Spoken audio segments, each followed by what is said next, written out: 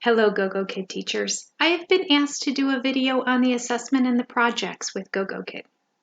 And I think I'll split them up and just do one on assessment and one on projects. I'm going to do the assessment first simply because it's the freshest in my mind.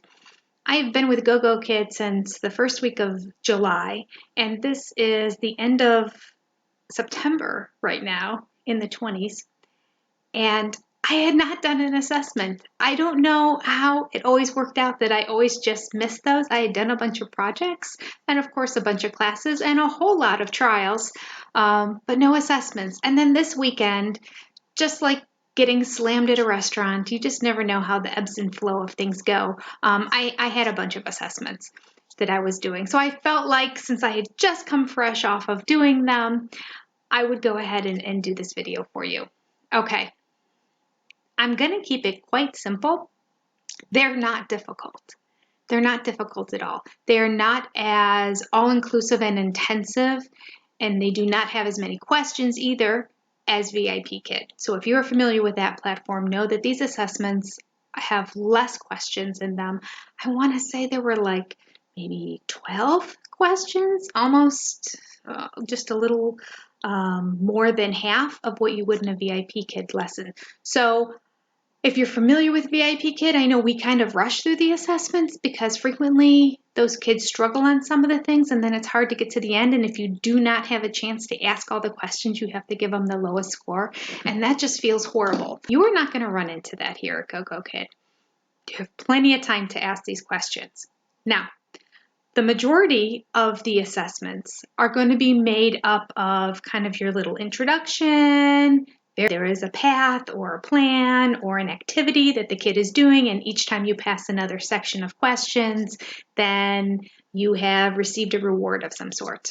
Whether it be you're planting a garden and each phase is a different vegetable or whatever. There's some sort of storyline that's written into the assessment so that each time you answer a group of questions, you're rewarded with your carrot or your potato or whatever it is that is part of the storyline of that particular assessment. Doesn't have anything to do with scoring the assessment whatsoever. It's just an interesting way to keep the kid having a good time through a test, essentially.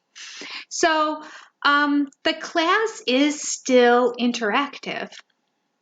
And so the assessment is still interactive. The kids are still clicking on things and hearing things come back to them. I would say my biggest suggestion would be read through the instructions very carefully before doing the assessment with them. Because as we know, the interactive screens, after doing them for a while, you kind of get a sense of what's going to happen and what things you need to click on and that, so you can kind of scan through the instructions. But with the assessment, if you're just scanning and you tell them to click on something, the answer may pop up. And you want to know if they could have answered it prior to having them touch the screen and have the words pop up. So that is my biggest takeaway that I learned this weekend when I was doing my assessments. I made that mistake initially of not being prepared enough. I've read through the screens, but I didn't remember, and probably because I had a few of them over the course of this weekend, and that was unusual too, that I really didn't take the time to take notes on each one of the slides. Do you have to take notes on every slide? No. And of course the instructions are there as well. So they should just be reminding you of different things. But if there's a certain screen where it says, ask the child this, and then have them click on the picture and see, and then repeat what it says if they didn't get it correct.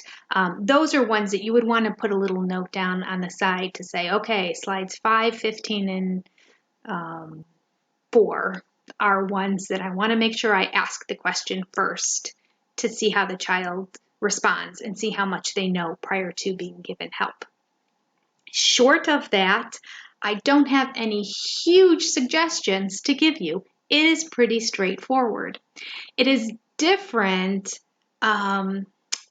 The structure of it, I find very different from the way the classes were going. So it's still interactive. There's still things to click on, but there really was a rhythm and a pattern to the way the courses were going throughout. And I'm just talking about a kid who was a regular who didn't have anybody else. So we're talking about certain body parts, and each class, they added another body part to it, and the flow and when to click on things and that, just be you start to get into a rhythm of it and really understanding the slides after teaching them for a while. But I found the assessment to really throw me for a loop and knock me out of that comfort zone, that they really were asking different things and clicking on things in a different way. And so I don't want to freak you out, because it's simple still. It's still simple. It's just different. So if you are one of those people that got into the zone of teaching the classes and, yeah, I have this down, I know how everything goes, know that the assessment is going to be a little bit different. So take your time, go through the slides, read through the instructions, and it really wouldn't hurt you to have a sheet of paper just writing down little notes for yourself on when they should click the screen and when they should not. I've had the question, should we be taking notes on every single screen and notes on kids? If this is a child you're not familiar with, you're going to definitely want to take more notes. For my regulars, the 2 that I had this weekend, I didn't find a need to write down anything, because I knew prior to even going into this how they were going to answer these assessment questions, because they're essentially the same information that we've been doing, just presented in a different way. Don't feel like you need to take copious notes while you're giving this assessment by any means. You don't have the scoring guidelines until you're actually scoring it after you've administered it. But essentially, you have a choice of 3 different criteria that you're grading them on. The majority of them are the child did it independently, the child did it with teacher's assistance, and the child was not able to answer the question. So pretty straightforward and pretty easy to score. The only other scoring that I found to be different is occasionally they would say the child answered all 3 questions correctly, or the child was able to identify all 3 body parts on the screen correctly. The child was able to identify 2 of the body parts. The child was able to identify 1 of the body parts. So in those situations, they didn't want to know if they could do it with teacher assistance or if they couldn't do it all. They just wanted to know how many of the 3 were they able to identify. So they expected them to be able to do it independently. That would be the only difference. Now, when it comes to doing the scoring, here's where it's fabulous and wonderful. You will get to the scoring page and they are going to have a picture of that PowerPoint slide. How wonderful. Wouldn't it be great if VIPKID had that? So when you have to go back and recall and remember how they did, you see the slide there, which jars your memory right away. And you know what the kid did when you see the slide in front of you. And then you will also have the opportunity to write to the parent. So parent feedback is still part of it. There will be a comment section as well. I would say I felt like it did not take me any more time than it takes me to write feedback for a regular parent. And have fun with it. Fill with the slides. After each slide, ask a couple extra questions. Challenge the child a little bit. Maybe provide them some more information. Let them have some repetitions at it. Use this as a learning opportunity too. You will be able to see how many slides you are going to get through and what time you are on as to whether you need to slow down or speed up. Most likely you're not going to need to speed up because there's not that many questions on the assessment. So I would say after each slide, you're going to have the opportunity to have some conversational language with the child, or just an opportunity, if they're very low, to do a lot more repetition. Maybe sing the ABC song if you're going over ABCs, or you're doing some basic phonics, or maybe sing head, shoulders, knees, and toes if you're going over different body parts. Reinforce with a doll or a monkey or some sort of animal the different body parts. I have so many kids on body parts right now in my lesson, so it's very topical to me. The kindergarten curriculum has a lot of body parts in it.